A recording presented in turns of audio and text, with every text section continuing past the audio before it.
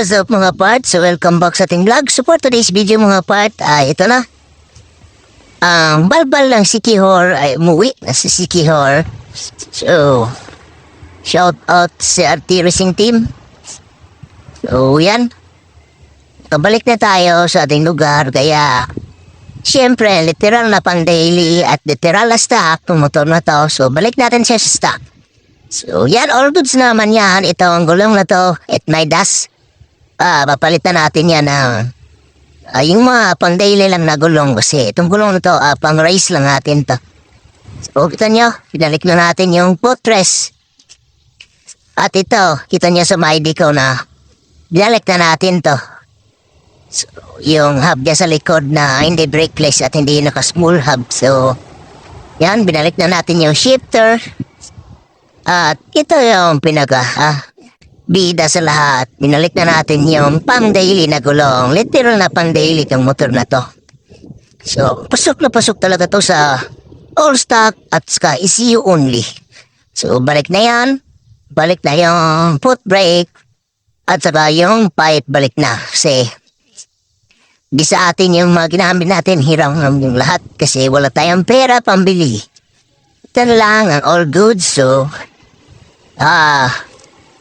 goods na din para sa akin yung suggest ng rider na ipa-flats ito kasi manda yung kanyang forma. Laging kurmado na siya. Ito, palitan lang natin ito ng gulong. So, kasi sobrang laki. Iti-iti yan by 17. So, lagay lang natin to sa ating project Econos 70 at palitan natin ito ng maliit. So, yan, all goods na naman yan mga part. Ito lang. So, sobrang baba. Baka masira to. So, sa sobrang untog kasi pinapon-daily natin yan. So, kailangan natin yan. Taasan ng konti ngayon mga part. So, yan yung gagawin natin ngayon kaya tayo nag-vlog. So, siyempre, gamitin natin yung ating kilat impact ride. So, huwag natin patagalin yan mga part. So, simulan na natin yan. Let's go. So, huwag na natin yan. All goods. Dito sa taas. So, sulit na sulit yung ating kilat na impact range. So, doon naman tayo sa kabila mga parts. So, tatanggalin siguro natin to mamaya para balance na balance. So, ilogan mo natin sa kabila. Madali lang naman to. Yan.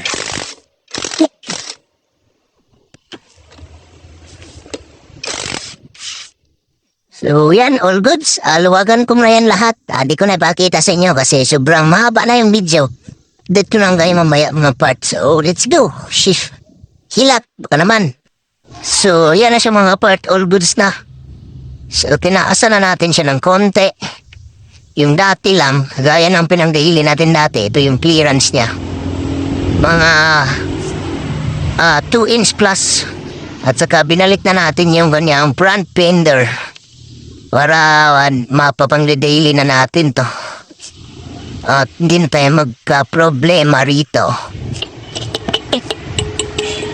So, yan siya mga part. Next natin is yung kanyang back fender at saka yung iba niyang fairing. So, mamaya na lang yan mga part kasi may lakarin pa tayo. So, this all goods na yung harap. At dito yung hirapan kasi sobrang luwag kahit higpit na. Yung kanyang mga bela gumaganon pa rin. So, kailangan natin lagyan ng ganito. Kaya dito. Tutulin na lang natin yan mamaya mga part. So, yan lang muna mga part. Balik tayo mamaya. So, ngayon mga part ay kakabitan na natin siya ng ganyang back fender para bumalik na yung ganyang tindig. At may plaka na siya para allowed na tayo sa kalsada at hindi na tayo madakip. So, literal lang pang-daily talaga itong motor na itong mga part. Kita niyo naman yung gulong. So, all goods na yan. Kinabit ko na yung socket niya dito para gumana itong ilaw niya dito. So, all goods na. Gumana na. So, kita na lang natin to.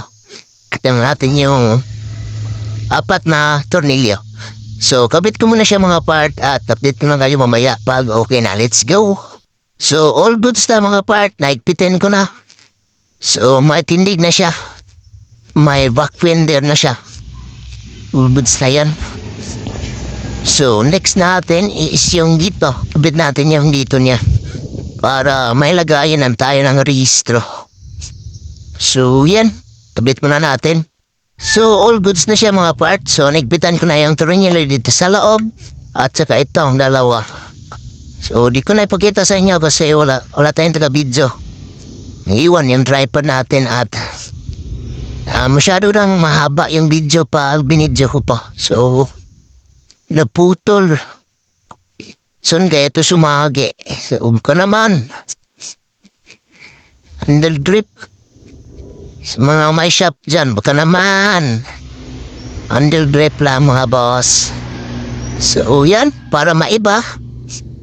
Pang daily na talaga siya ng dating. All goods na. Kasi yung upuan niya ay naka flat seat na. So, yan. Para maiba tayo. Bagong linis yung ganyang throttle body. Suludayan natin na ng ram air para hindi madaling kabitan ng alikabok. So, common na yung ram air. Tara, let's go. Ito yun, gamitin natin. Dati na natin itong ginagamit. So, hanapan muna natin siya ng lugar para proper yung pagkakabit. So, update ko kayo mamaya mga part. All goods na siya mga part. Yung ram air, naigpitan na natin yan dyan sa loob.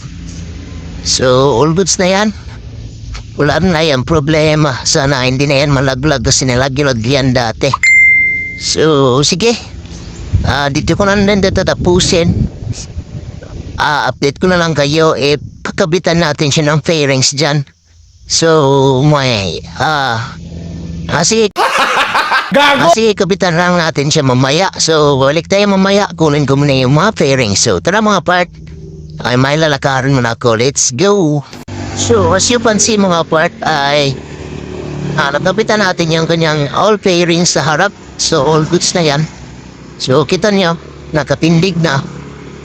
Ganda na yung tindig niya. Yan. Ito magandang angulo. So, all goods na. Di ko na pinakita sa inyo kasi nang mabadali ako mga part kasi pabalik, may lakad ako. So, may pupuntahan tayo. Importante. Kaya, all goods na.